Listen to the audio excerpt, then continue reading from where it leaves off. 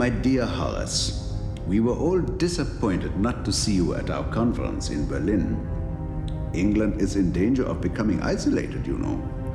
Many interesting developments were discussed. In particular, Sir Ruben Astwell's new Astrobrain compound. It's rumored that Farbens over here will manufacture it under license. But then, you know what gossip scientists can be.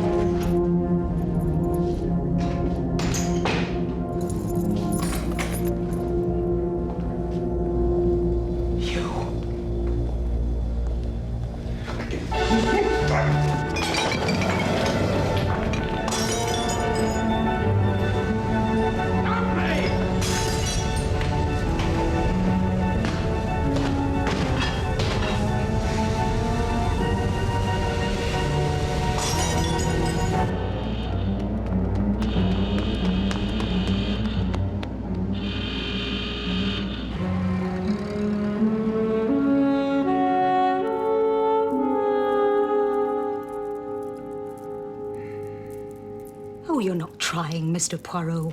Miss Lemon, I am aware that you are fully qualified in the practice of the hypnotics. I do not dismiss that, but, you know, with a person whose character is so forceful and whose intellect is so powerful... But think how useful it'd be to you in your investigations.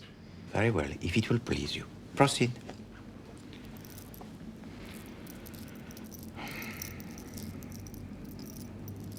Relax.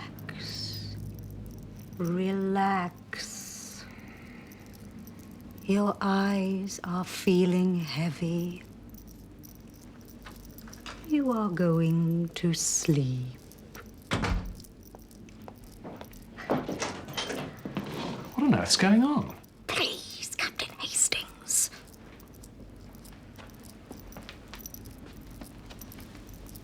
Oh, sorry.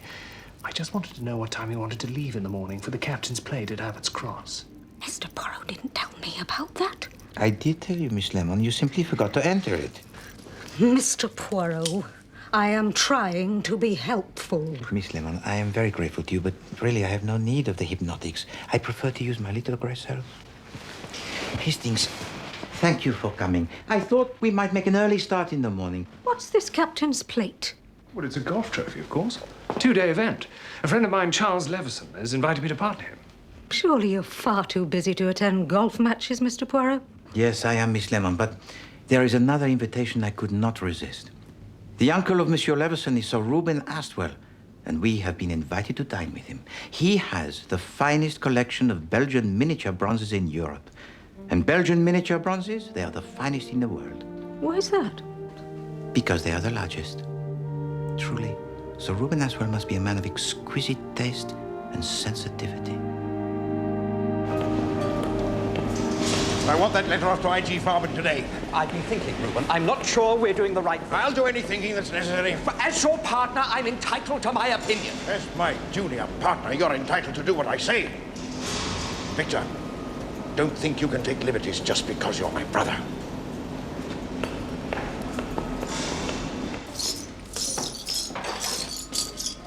Well, this is a right mess, isn't it?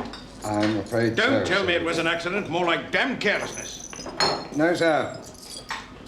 It wasn't an accident. Are you sure it was him? There's no question, Sir Reuben. I saw his face quite clearly. Did we know what he was after? Yes, I've put it in your brother's office.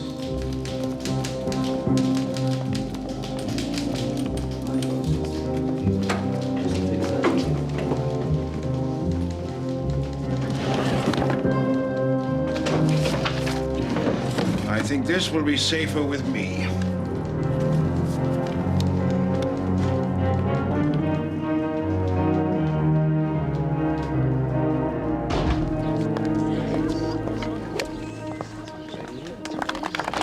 Monsieur Poiret, you're in room 12. Mr. Hastings, room 13. Sure. This way, please. Thank you, sir.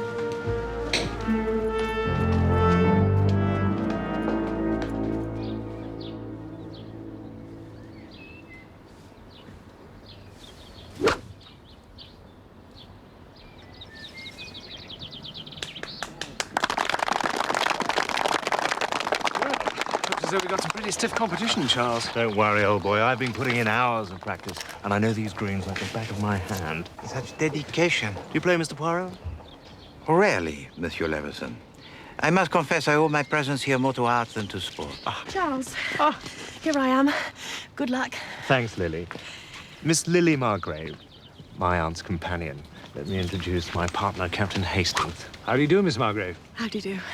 And this is Mr. Hercule Poirot. Enchanté, mademoiselle. How do you do, Mr. Poirot? When Charles told me you were coming to dinner, I was so excited.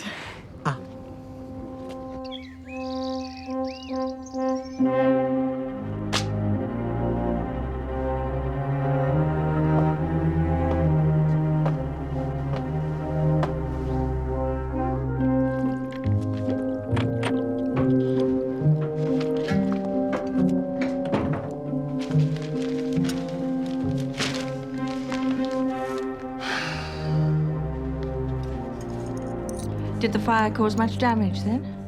Nothing that can't be repaired. I've got Trefusis coming down this weekend to discuss what needs to be done. He's staying for dinner. We've already got dinner guests. Well, that's damned inconvenient. I did tell you. They're friends of Charles. Charles takes too much for granted.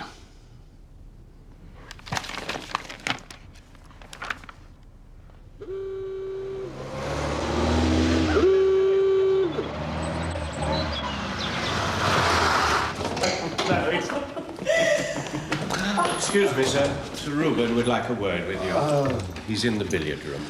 Well, thank you, Parsons.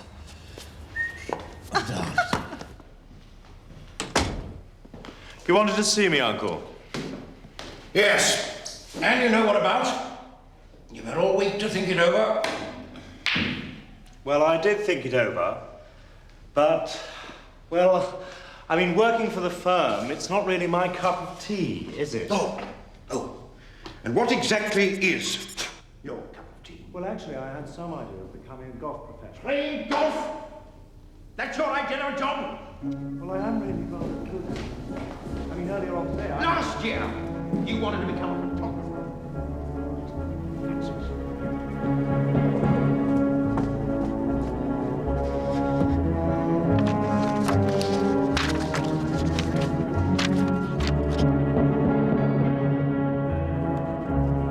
Well, if you'd loaned me the money in the first place, You have had all the money you're going to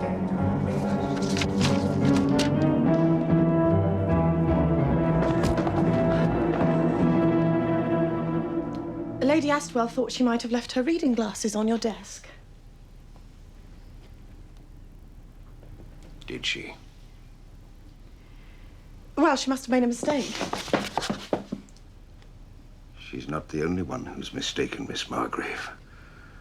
And this isn't the first time I've caught you in here messing around with my papers. I don't know what you're talking about. No? Please let go of my arm. I want you out of this house first thing on Monday morning. Your services are no longer required.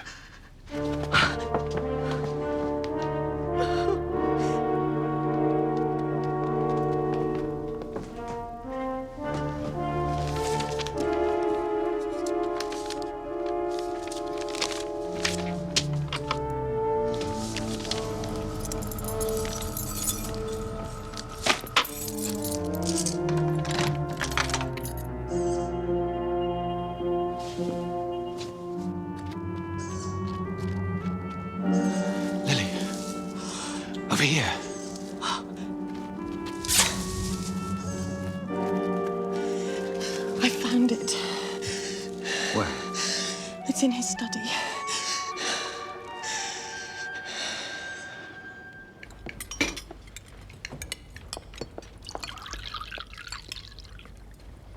War, Poirot. That's what I said. And war is what I mean. And it's coming soon, you mark my words. With anyone in particular, Sir Reuben? Germany, of course. They're rearming.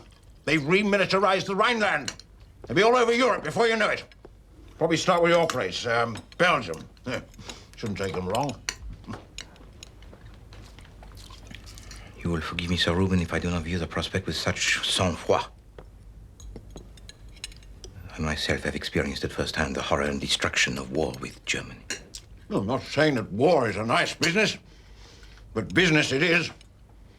War and chemicals go hand in glove.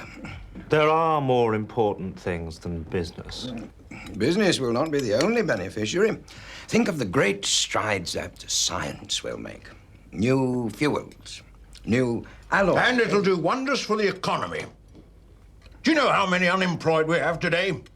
More than 1 million. More than 1 million scrounging on the dole. War seems a pretty drastic solution. I think I agree with Victor. Yes, well, you would, Nancy. Never could face facts. Always the great actress.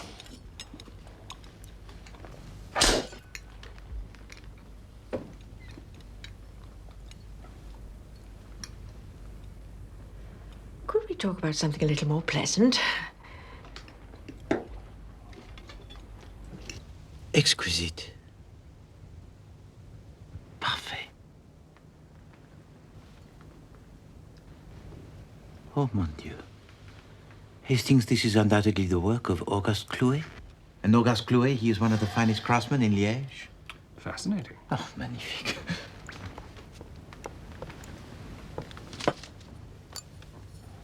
C'est incroyable.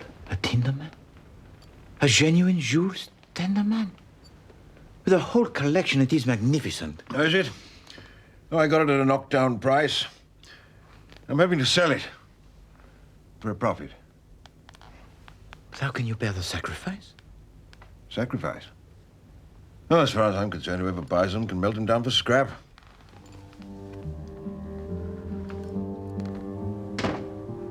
Never, Hastings. Never have I met a man so obnoxious. And I swear, that wine he gave to us, he manufactured in his chemical factory. Not the most pleasant evening, I agree. Sorry about the bronzes. That such a Philistine should have them in his custody. It is an offense against art and justice. I say. I thought I'd walk you back to your hotel. I could do with a spot of fresh air. Oh, right. Yes, I think I should retire now. Thank you for a most enjoyable evening, Lady Astral. Good night, Mr. Trefusis. That'll be all, Parsons. Very good, Your Ladyship.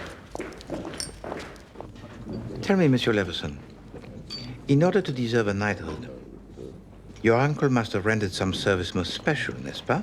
Bought and paid for, like everything else. The man's a monster. A bully and a liar.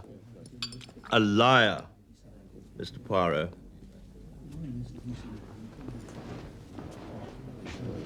I'm surprised at Lady Astwell putting up with it. Well, I'm not going to work in his blasted factory. I'll show him.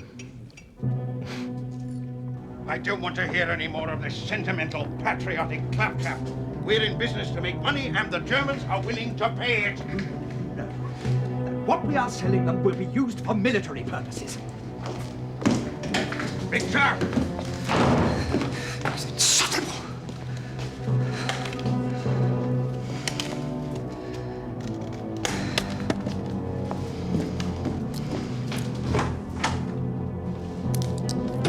About Lily. I've told you, Nancy, she's going, and that's all there is to it. Don't I have any say in the I matter? have a 10 a penny. You can get another one.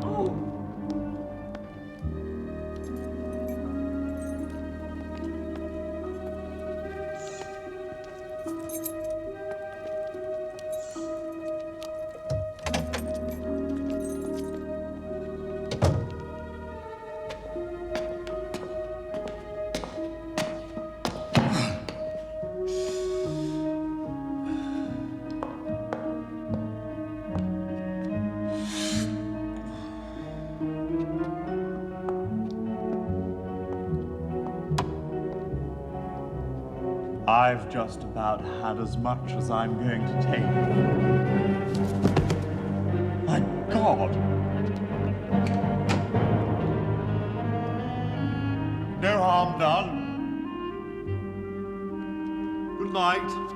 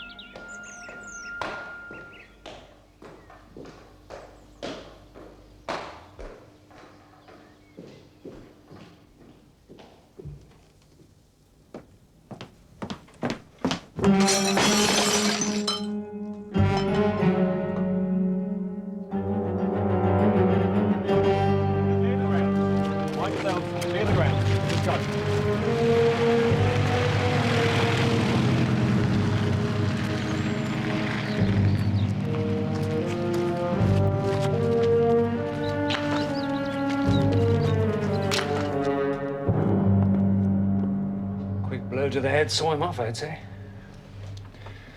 There's the murder weapon.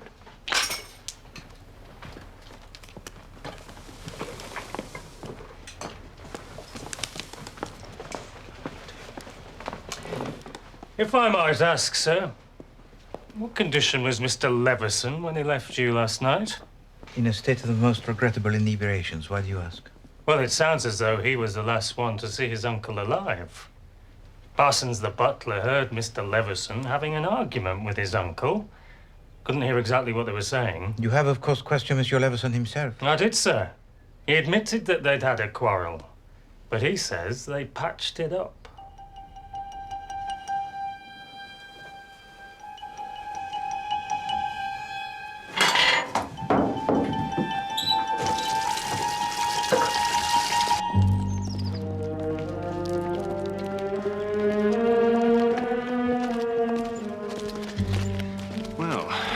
Say goodbye to the golf tournament. It would be indecent to do otherwise.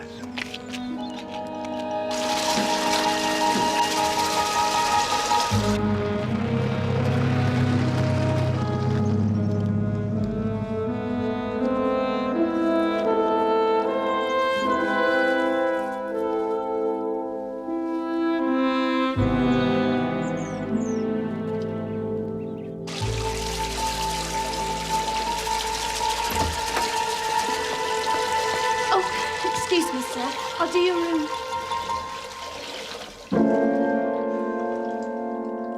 If you please, Miss Craswell, at what time did you leave the study of Sir Reuben last night? About 11:15. We'd been discussing some business matters. Excuse me, Your Ladyship.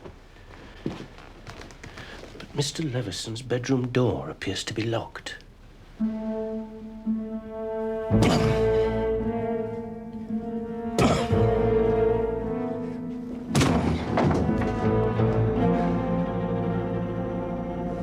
He's run for it. He can't have got far. Right! In the cars!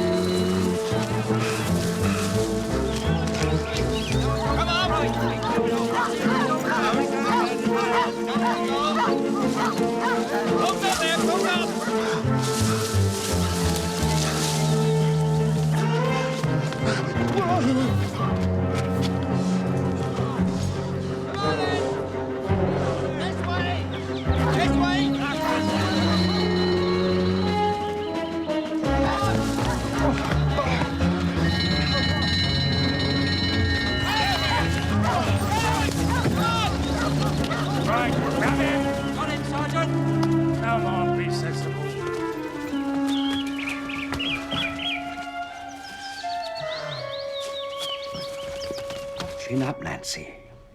If he did it in a sudden temper, it would be treated as manslaughter. But he didn't do it, Victor. Excuse me. You don't believe it either, do you, Mr. Poirot? believe what, Lady Aswell? That Charles murdered my husband. Oh, I know all the facts are against him, but I tell you, Mr. Poirot, I tell you he's innocent. And the reason for your certainty, Lady Aswell? Intuition. Ah, yes, the female intuitions. Lady Aswell, if you be so kind, the will of your husband and his estate, to whom was it left? Half to me, half to Victor. And Monsieur Leveson? Well, his mother, Reuben's sister, knew that he was a bit scatterbrained, so she left her estate in Reuben's hands on condition that he made Charles a reasonable allowance. It was almost a deathbed promise. Which he kept? Until yesterday. Well, my husband threatened to cut Charles off without a penny unless he took a job with the firm. I see. Tell me, Lady Aswell, last night you came to the study to see your husband about what? Oh, that was just some domestic matter. You had a quarrel?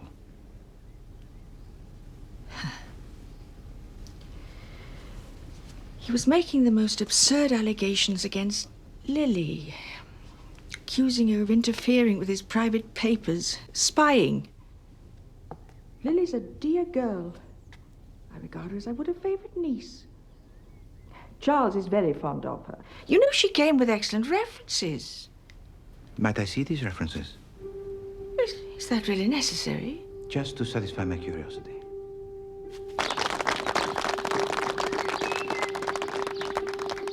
I've come to see Mr. Naylor. Mr. Naylor appears to be out at the moment, miss. I don't know when he'll be back. Can I take a message? Oh, well, please give him this when he returns. He's expecting it. Certainly, miss.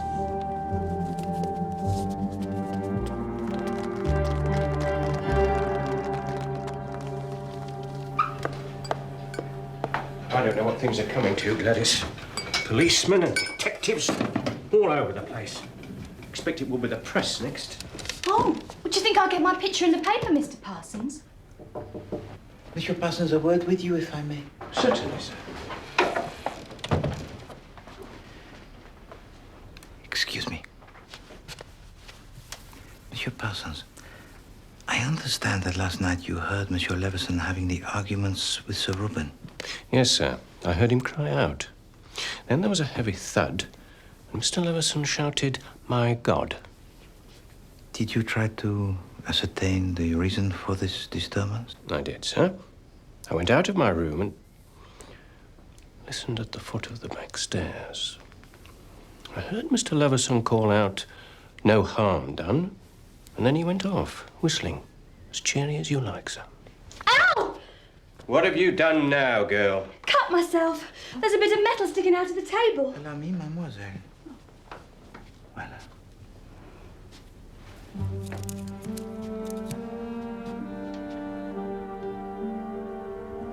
Monsieur Parsons, have you noticed if any of your cutlery is damaged?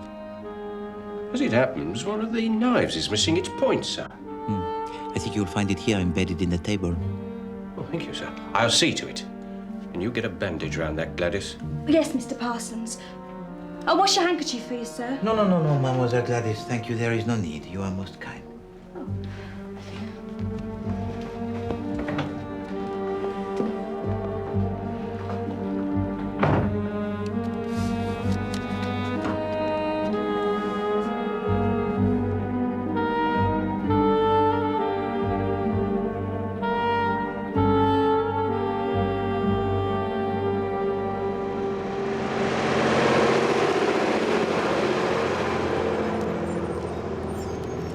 Your business discussion last night with Sir Reuben, your brother, it was friendly?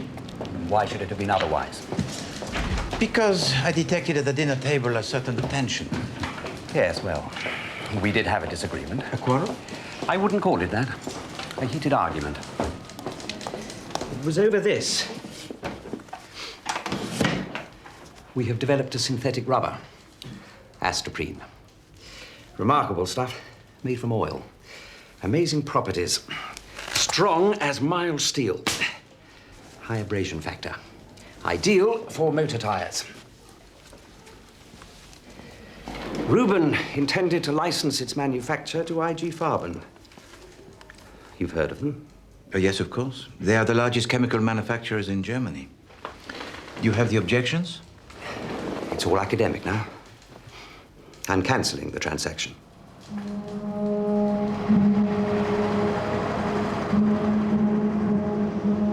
I will be with you in just a moment, Monsieur Poirot.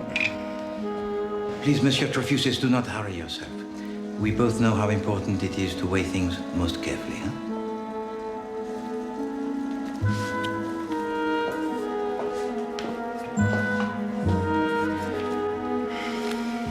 I am at your disposal. Merci. I am trying to establish where everyone was at the time of the murder of Sir Reuben. I was sound asleep in bed. I retired shortly after you left. And you departed early in the morning? Yes, before breakfast. Last night you talked at dinner about the scientific developments in Germany. Did I? You are fluent in the language? Well, I should be. I worked and studied in Germany for a number of years. You have there a number of friends? Oh, I keep in touch with colleagues. Well, if you have no further questions, Monsieur Poirot. Thank you, Monsieur Trefusis. I am very sorry to have disturbed you. A vintage year, you would say?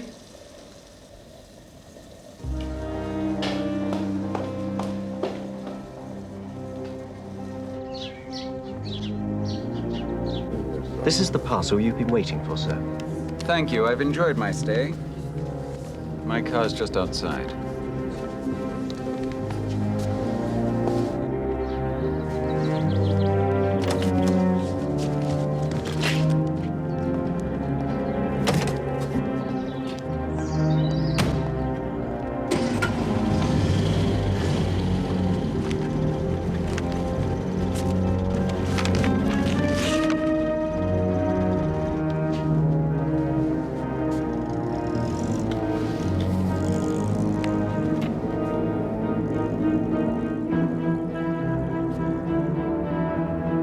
Exhibition Road, London.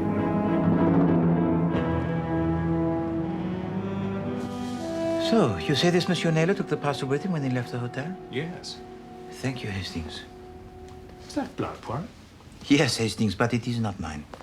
Gladys, the maid, she cut her finger when she found the tip of a knife embedded in the table where Victor Aswell he was seated. You don't suspect him, do you? It is by no means certain that your friend Charles is the murderer, Hastings. Indeed, Lady Aswell is deeply convinced that he is not. I've never known you place much faith in intuition. Intuition, Hastings, often describes some fact that is so deeply buried in the subconscious that the subject is not aware of its existence. What fact? Eh bien, Hastings, if I knew that, the case it would be solved. Lily Margrave's references. Lady Astwell sent them by special delivery. Thank you, Miss Lemon.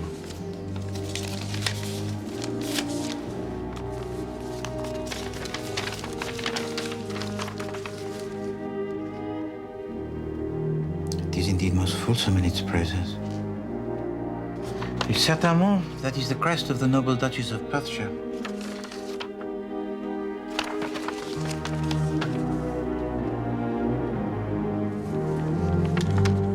How interesting.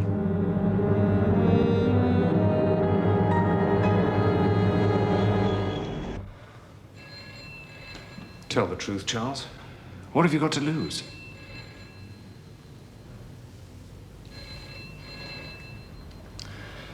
Oh.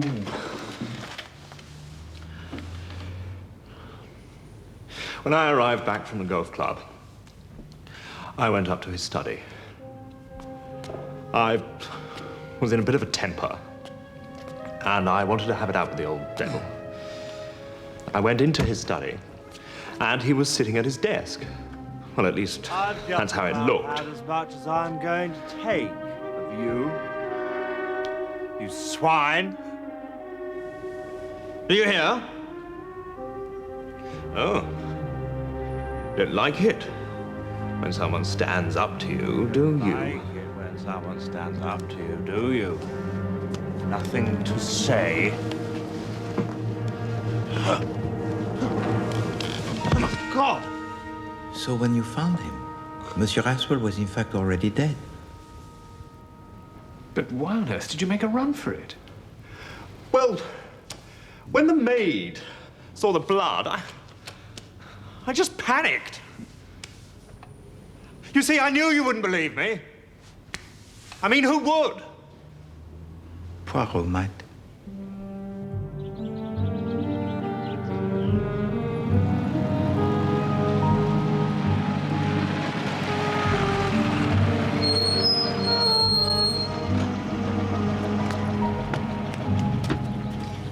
You do realize I can't guarantee any results, Mr. Poirot. I have the most complete faith in you, Miss Lemon. You are sleepy. Very sleepy. Your eyelids are heavy. They are closing. This really is quite absurd. Relax. You are going to sleep.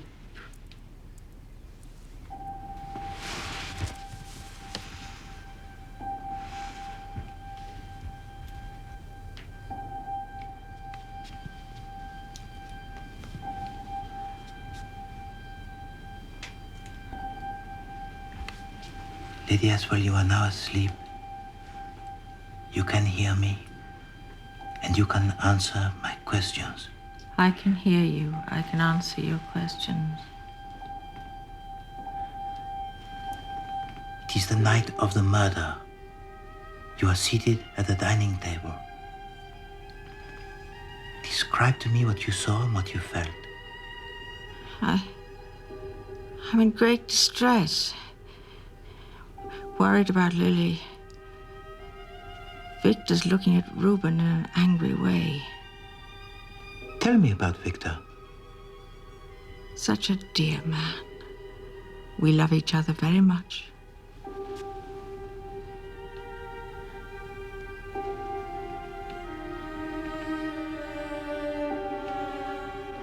It is later in the evening. We're in business to make money. You go to the study.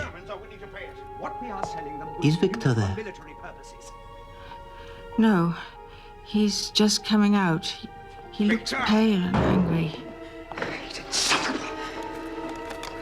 You enter the study. You have a terrible scene with your husband, do you not? He's going, and that's all there is to it. Don't I have any say in the 8 matter? companions of 10 a penny. You can get another one. Very soon, he will be murdered. Do you know who murdered your husband, Lady Aswell? It wasn't Charles. How do you know? Because of the curtain. Don't I have any say in the matter? 8 companions of 10 a penny. What about the curtain? It was a shape. A shape? The Is there someone behind the curtain? Who is behind the curtain, Lady Aswell? Really, Mr. Poirot, this has gone on long enough. S'il vous plaît, mademoiselle. She's in distress. Can't you see that? Lady Aswell, the curtain. Is there someone behind the curtain? Oh, it's too late. She's coming out of it. I've been having a nap. That's it. Just a little nap. Did I say anything? Not as much as I could have wished.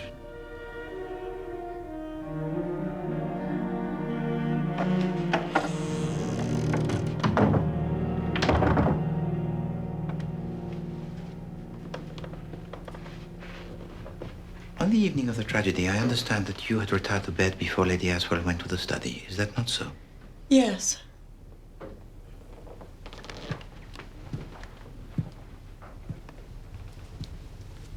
Did you by any chance leave your room again? No. Did you go into the study at any time during the evening? No. Not at any time. How curious. In what way, Mr. Poirot? As I recall that evening, you wore a dress of green chiffon. Such a pity It has been torn. Where did you find that? Did you go into the study again after dinner? No. Yes. I may have. Yes, I remember now. I was in the study the previous evening, and I was wearing the same dress. The same dress? How sad that you appear to have spilt onto it some of Sir Reuben's most excellent wine. Or is it blood?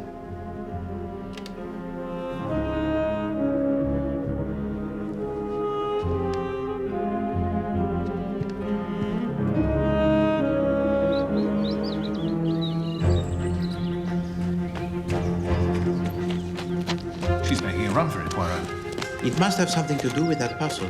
I think I know where she's going. Exhibition Road. She'll catch the 1:15. You are sure of the timetable, Hastings? Absolutely positive. Bon, then we have just the time. But you must drive like the winds. I'm depending on you to navigate.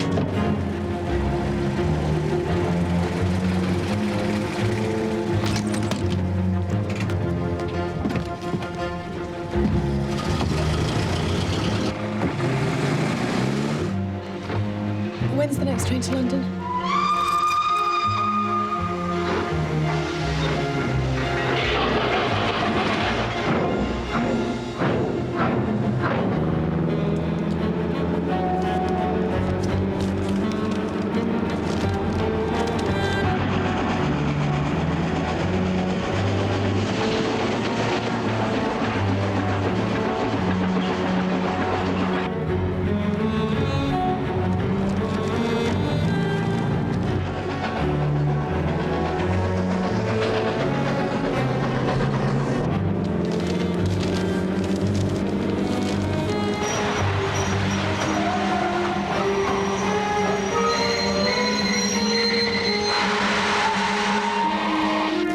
Exhibition Road, please.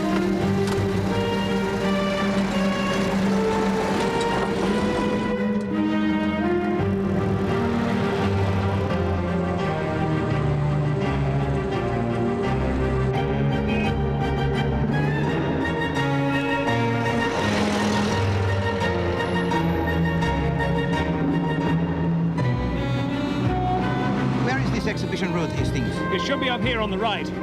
It's full of museums and colleges. But for us, only one that matters.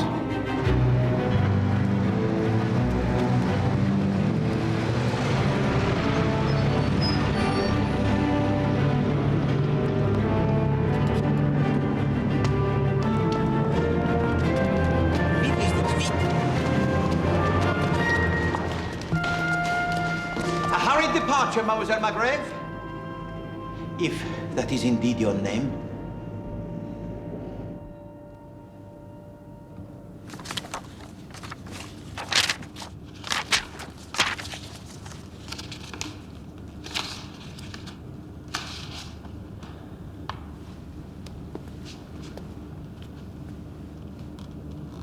My real name is Lily Naylor. Humphrey's my brother. And you, Monsieur Naylor, our research fellow here at the Imperial College? Yes.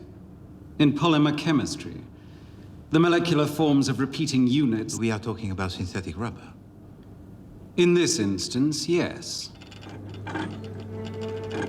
I made a breakthrough with one compound.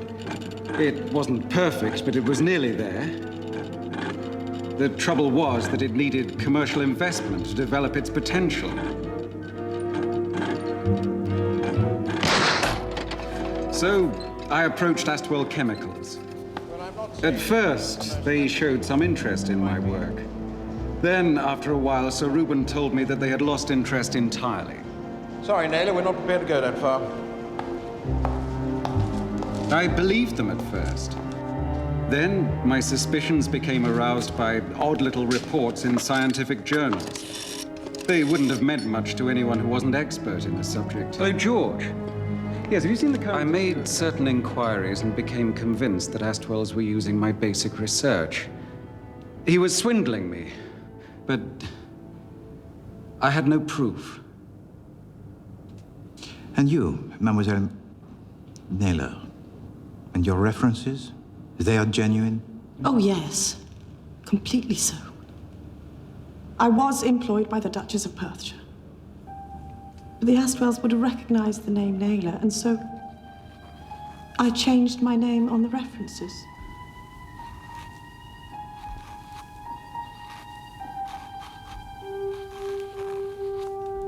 And by this subterfuge, you were able to obtain the Astorprine file?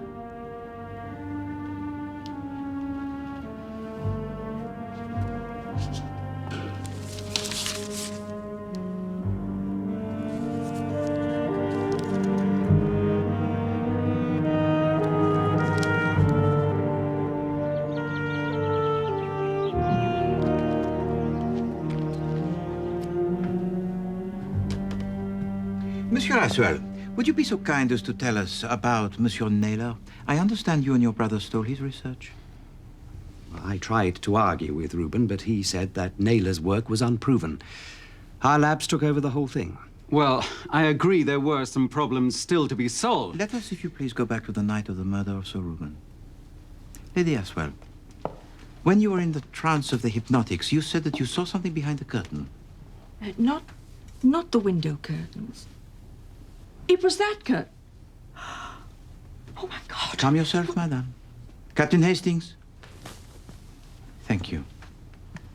Perhaps you can tell us who is hiding behind the curtain, Monsieur Naylor. It wasn't me. I told you. After I'd met Lily in the garden, I went back to my hotel. But there was indeed an intruder. And on first entering the study, this intruder had no thought of murder. It was solely for the purpose of making the search. But suddenly, All I'm saying... there was the sound of approaching voices and footsteps. And there was to be found only one place to hide. The small bedroom attached to the study that Monsieur Aswell uses when he works late at night. I don't want to hear any more of this sentiment. Monsieur Victor Aswell and Sir Reuben enter the study. They do not see anybody hiding behind the curtain, and the two men quarrel violently. What we are selling them will be used for military purposes. Victor! Monsieur Victor Aswell leaves in anger. But for our intruder, there is no way to escape. What a dilemma. If Sir Reuben decides to spend the night in the little bedroom, discovery must surely follow. Lady Aswell enters the study to protest at the dismissal of Mademoiselle Naylor. Why don't I have any say in the matter? Companions are 10 a penny. You can get another one. When Lady Aswell leaves, Sir Reuben, he is alone. Now is the only moment for our intruder to escape without detection. But Sir Reuben hears a noise. What the? Et voila. An act of impulse followed by blind panic. Now our intruder must escape. But it is not to be. Is there no way out of this accursed room? Monsieur Charles Leveson enters the study. Someone stands up to you, do you? Nothing to say. And on seeing that Sir Reuben is dead, he leaves. Then, Mademoiselle Naylor enters the study, and finding the body of Sir Reuben, seizes her opportunity to take a file that is so important to her brother.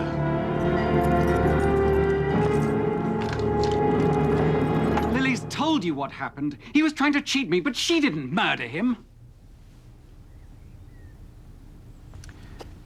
Mesdames et messieurs, I am a student of the psychology, and throughout this case, I have been looking not for a man or woman who has the bad temper, because the bad temper is in itself a safety valve. No. I have been looking for a person who has the patience, who has for too long played the part of the underdog, who crept into the study of Sir Reuben, who hid behind the curtain, who became trapped, and finally committed the act of violence that had been harbored for so long. It was you who was hiding behind the curtain. It was you who murdered Sir Reuben Aswell, Monsieur Trefusis. You waited until the house was silent and empty. You then crept back to your bedroom, leaving a dead man on the floor. This is absolute nonsense. Why should I want to kill him? In the Astoprine file, I noticed a contract that bears your signature.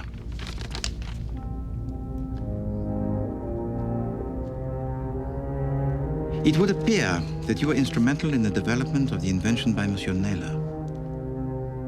You were to become a very rich man. If it was produced by the Astwell Company, but if the process was to be licensed elsewhere, as it was told to you by your German colleagues, of what value then would be your contract?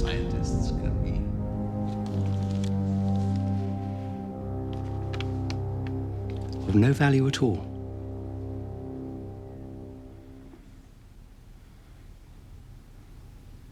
He was a bully,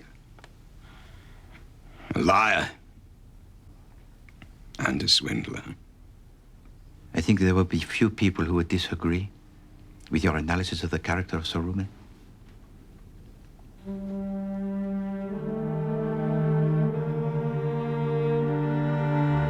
So tell me, Mademoiselle Naylor, your brother, he is happy with the terms offered by Monsieur Victor Aswell? Well, they really are quite generous.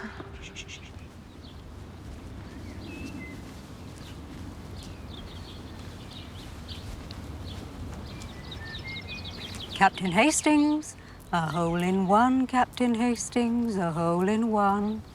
Miss Lemon, Captain Hastings possesses far too much of the intellectual strength. Quite right, Poirot.